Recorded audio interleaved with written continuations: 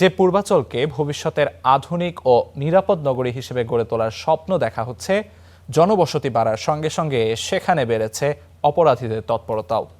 বিস্তীর্ণ এলাকা, ফাঁকা প্লট, নির্মাণাধীন ভবন ও নির্জন সড়ককে কাজে লাগিয়ে ঘটছে ছিনতাই, চুরি, ডাকাতি সহ নানা অপরাধ।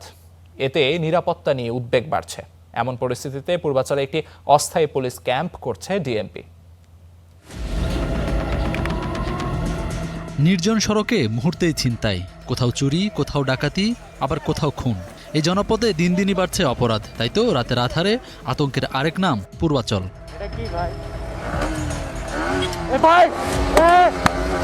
একসময় শুধু আবাসন প্রকল্প ছিল, এখন ধীরে ধীরে গড়ে উঠছে জনবসতি। রাজধানী পরিকল্পিত নতুন শহর পূর্বাচলে মানুষের বসবাস বাড়ার সঙ্গে সঙ্গে বেড়েছে অপরাধীদেরও তৎপরতা। নির্জন সড়ক, ফাঁকা প্লট আর সীমিত পুলিশি উপস্থিতির সুযোগ নিয়ে ঘটছে ছিনতাই, চুরি ও জমি দখলের মতো ঘটনা।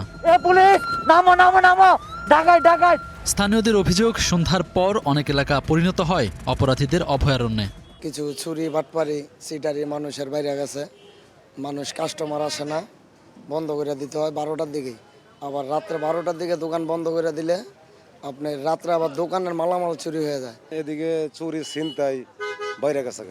মোটরসাইকেল লইও ছিনতাই করে, গাড়ি, কালো গাড়ি লইও ছিনতাই করে, কিন্তু অনেক ভালো হয়ে গেছে। এদিকে একটা থানা ফাঁড়ি হইলে খুব ভালোই তো আমাদের জন্য। এই জায়গায় শুনছি একটা পুলিশ ফাঁড়ি হইব নাকি, ওটা হলে তো আমাদের জন্য অনেক ভালো হইব। এই যখন পরিস্থিতি, তখন পূর্বাচলকে ঢাকা মহানগর পুলিশের আওতায় আনার সরকারি পরিকল্পনার অংশ হিসেবে কার্যক্রম শুরু করেছে ডিএমপি। নির্মাণ করা হচ্ছে একটি অস্থায়ী পুলিশ ক্যাম্প, যা চালু হলে দ্রুত পুলিশি সেবা নিশ্চিত করা সম্ভব হবে। পূর্বাচল এলাকাটাতে থানা হবে, তো ওখানে পূর্বাচল এলাকাটা পুরো ডিএমপির ভিতরে চলে আসবে। তা আপাতত আমরা কার্যক্রম শুরু করতেছি, আস্তে আস্তে ওইটা ওই যে থানাগুলো অ্যাপ্রুভ হয়ে গেলে থানার কার্যক্রম শুরু হবে। ডিএমপির আশা, পুলিশ ক্যাম্প চালু হলে ছিনতাই, চুরি, জমি দখল সহ বিভিন্ন অপরাধ দমনে আরও কার্যকর ভূমিকা রাখা সম্ভব হবে।